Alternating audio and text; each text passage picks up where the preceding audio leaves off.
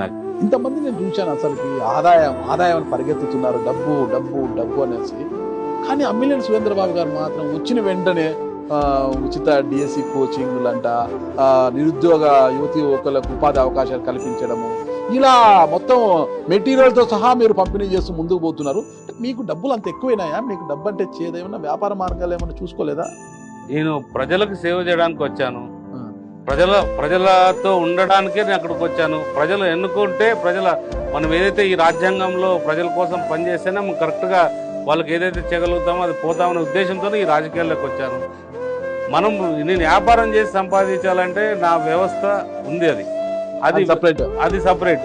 నేను ఆ రకంగా సంపాదిస్తాను, కానీ ప్రజల మధ్యలో ఉండి ప్రజలకు సేవ చేయడానికి వచ్చాను. కానీ ఇంకో రకంగా ఇక్కడ ప్రజల్ని ఇబ్బంది పెట్టి సంపాదించే ఆలోచన ఇప్పుడే కాదు, ఎప్పటికీ రాదు, రాబోదు కూడా.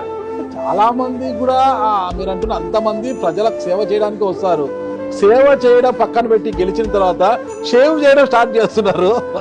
నాకు ఒకరి గురించి తెలీదు. ఓకే, నేనైతే ప్రజలకు సేవ చేస్తాను.